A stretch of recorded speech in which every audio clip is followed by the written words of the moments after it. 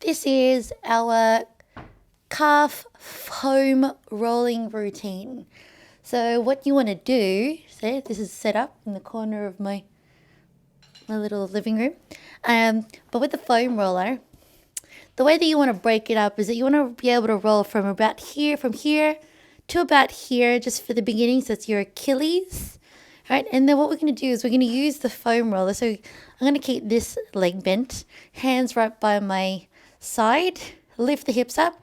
You're just going to slowly roll to that section. I'm going to try not to touch the couch. And then roll back. Very tight area in here, like you have short legs. So as you roll, you want to keep the foot relaxed. See how it's like flexing my foot because there was no room? That's not what you want, because you want the whole entire muscle nice and relaxed. So when you're rolling, you're just trying to find places that probably need that little bit of attention. So for me, it's on this side. So what I'm going to do is I'm going to place this leg on top for a little bit more weight onto that area. And then I'm going to move my foot in big circles. And what that does is it just helps release the tissue in that section that I said needed a little bit more attention. Yes, so flex it all the way, big circles, and let's go anti-clockwise, nice and slow. You don't want to be doing like these kind of things in a help to like try and get rid of it nice and quick. You want to feel it nice and go through the movement. So I think about pointing my foot as hard as I can and then flexing my toes towards me. Yes. And then I just give it one last roll just to feel any other spots that need some attention. For me, that's pretty okay. Alternatively, if you don't have a foam roller, you can use a lacrosse ball, tennis ball, maybe not a tennis ball, but even the spiky balls.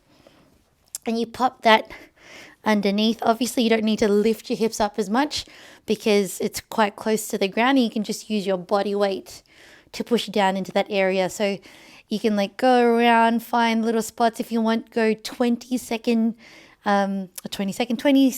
piece rolls. And then once you found your spot, same thing, cross the leg over for a little bit of weight. And then you're going to flex big circles. So the calf helps the feet move. Well, the feet help the calf. Well, either way, you want to be able to loosen up the calves so that the feet have more and ankles have more room to move.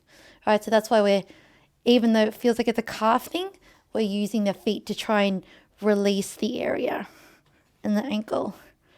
It really is that spot for me. Now, if you don't have that, and you don't have a foam roller, you don't have a lacrosse ball or a spiky ball, what you can use is like any like small-ish surface. So this is a small kettlebell, and I can do the same thing. Now you might also find, all right, so obviously you can't roll around it too much. So just know where that spot is. For me, this is the third time now, so it's really starting to feel it further up towards the gastroc area, so the meaty part of my calf. And so that's where I'm starting slowly making my way up to. So if putting the other leg on top is a little bit too intense, then you can just keep it right by your side and do the same thing. The whole point of it is not to make it so painful that you're tensing to try and get through it, all right?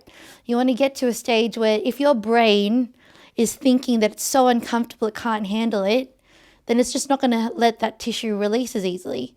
So the whole point of it is find a bit of comfortableness once you've found that level, and then just work with it.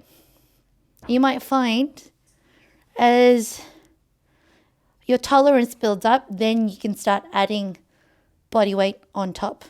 All right?